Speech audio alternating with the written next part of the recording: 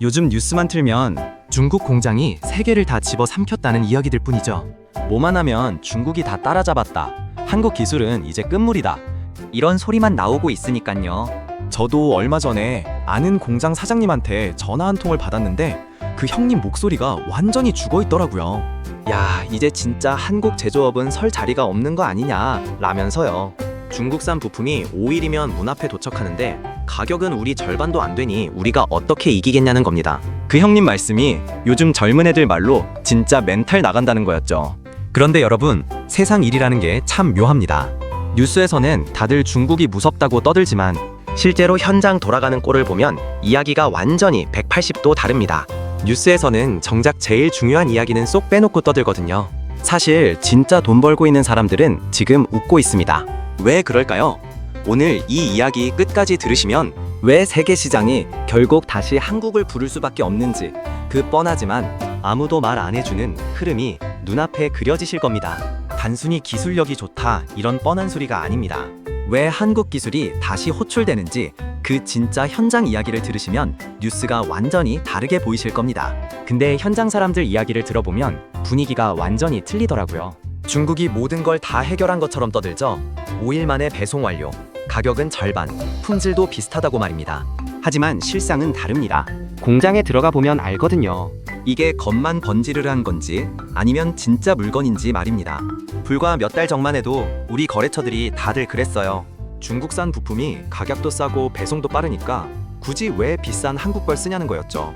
예전엔 메이드 인 코리아라고 하면 다들 엄지를 치켜 세웠는데 요즘은 가격표 보고는 바로 고개를 돌리더라고요. 국산 쓰면 바보 취급당하기 일쑤였습니다. 그런데 말입니다. 막상 그 싼 물건들 깔아놓고 공장 돌려보니까 문제가 터지기 시작한 겁니다.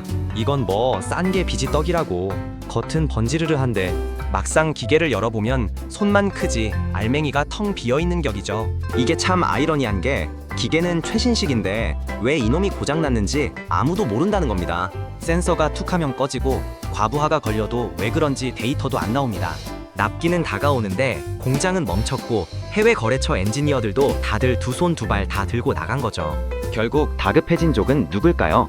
이거 고칠 수 있는 사람 한국에 없냐며 수소문 끝에 다시 한국 기술자들한테 연락이 오기 시작한 겁니다. 비행기표 끊어줄 테니 제발 좀 와서 봐달라고요. 싸면 장땡이라더니 결국 고장나니까 한국 사람밖에 믿을 구석이 없다는 걸 이제야 몸소 체감하는 겁니다. 생각해보세요. 기계는 최신인데 기계가 왜 고장났는지조차 모르고 있다면 그게 무슨 스마트 공장입니까?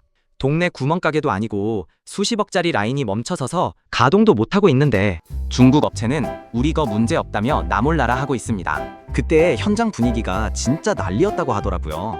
중국은 제품을 팔 뿐이지 그 이후에 벌어지는 문제까지 책임지지 않거든요. 하지만 한국은 다릅니다. 우리가 그동안 얼마나 내실을 다져왔는지 이런 사태가 벌어지고 나서야 현장 사람들은 다시금 깨닫고 있는 겁니다.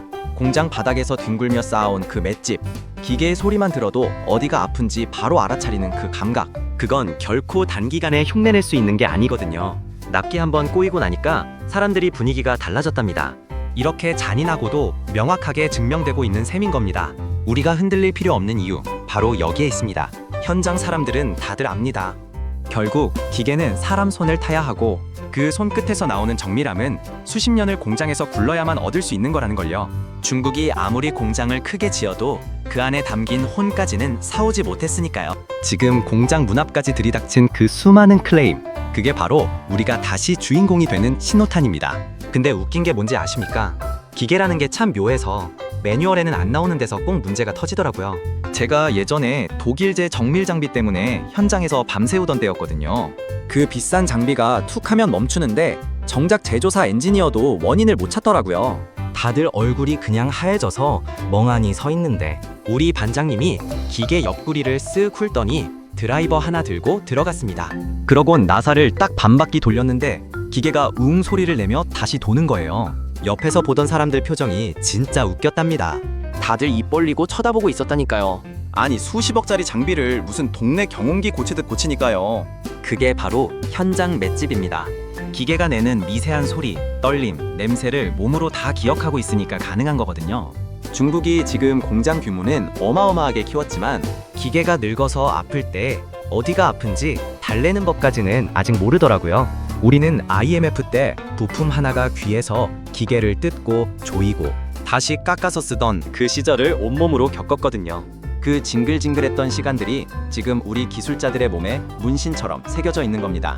결국 멈추지 않는 힘은 기술력이 아니라 기계랑 대화할 줄 아는 저 집요한 감각에서 나오는 거더라고요.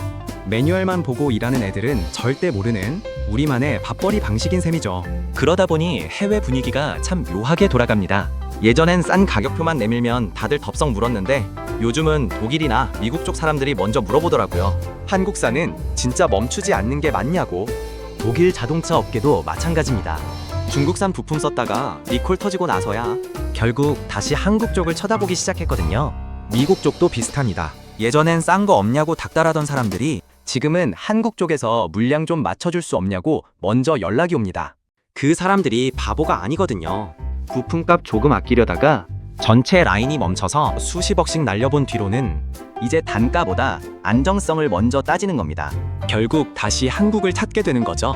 일본 업계의 사람들도 요즘은 한국 기술자들 은근히 신경 쓰는 눈치더라고요. 겉으로는 경계하면서도 속으로는 인정하는 분위기랄까?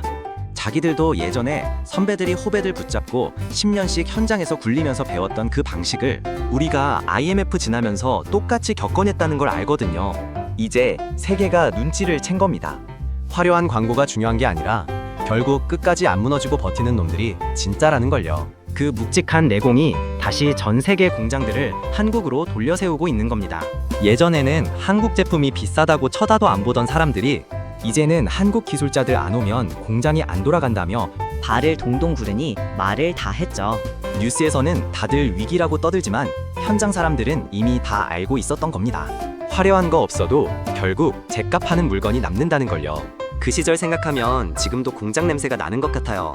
다른 나라들이 짐을 싸서 나갈 때 우리는 기계 앞에서 돗자리를 깔았잖아요. 눈앞에 있던 일본 장비 도면 하나가 제대로 없어서 반장님이 기계를 뜯어놓고 돋보기로 들여다보며 부품 하나하나를 손으로 깎고 조이던 그 뒷모습이 아직도 선합니다. 다들 말수도 없었죠. 옆에서 봐도 숨소리조차 안 들릴 정도로 살얼음판이었으니까요. 특히 IMF 때는 진짜 공기 자체가 달랐습니다.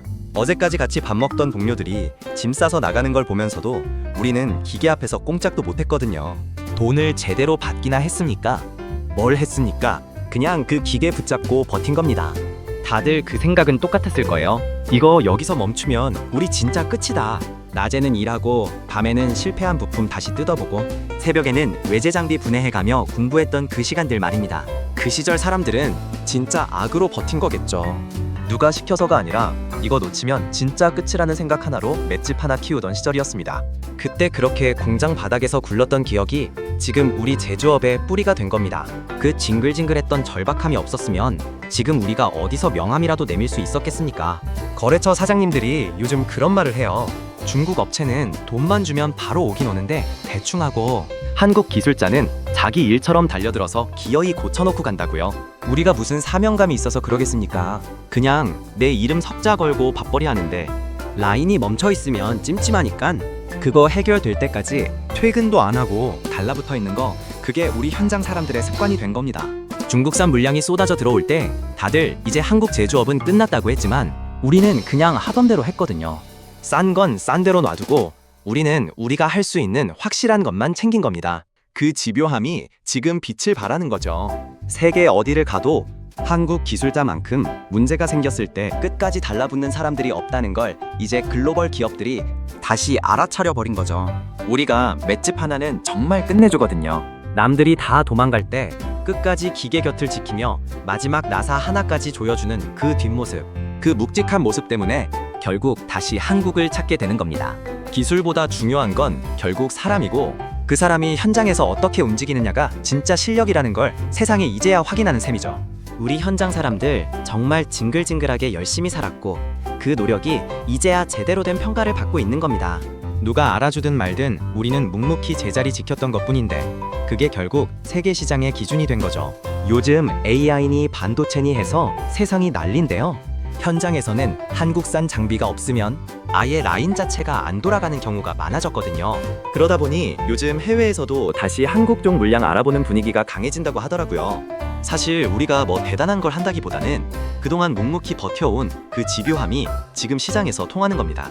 화려한 거 없어도 결국 다시 우리를 부르는 이유가 다 있는 거죠. 예전에는 한국 제품이 비싸다고 쳐다도 안 보던 사람들이 이제는 한국 기술자들 안 오면 공장이 안 돌아간다며 발을 동동 구르니 말 다 했죠. 뉴스에서는 다들 위기라고 떠들지만 현장 사람들은 이미 다 알고 있었던 겁니다. 화려한 광고보다 결국 제가 파는 물건이 남는다는 걸요. 그 묵직한 내공이 다시 전 세계 공장들을 한국으로 돌려 세우고 있는 겁니다. 이게 뭐 거창한 국가적 프로젝트도 아니고 그냥 우리가 현장에서 매일 나사 하나 더 조이고 기계 소리 한 번 더 확인하던 그 습관이 모여서 만든 결과물인 셈입니다. 오늘 이야기 어떠셨습니까? 뉴스에서는 매일 위기다, 나라가 망한다 떠들지만 정작 우리가 현장에서 느끼는 냄새는 완전히 다릅니다. 우리 손으로 직접 만지고 고치고 밤새워가며 쌓아온 이 맷집, 그 누구도 쉽게 흉내 못 내거든요. 중국산이 쏟아져 들어오고 다들 이제 한국 기술은 끝물이다 소리에 가슴 철렁했던 날들도 분명히 있었습니다. 하지만 결국 다시 한국을 찾는 그들의 모습을 보면 우리가 흘린 땀은 단 하나도 헛된 게 없었다는 걸 다시금 깨닫게 됩니다. 우리는 그렇게 버티다 보니까 여기까지 온 거겠죠. 세계는 결국 다시 우리를 찾습니다. 오늘도 끝까지 함께 해주셔서 감사합니다. 이상 인생 한 조각 이야기였습니다.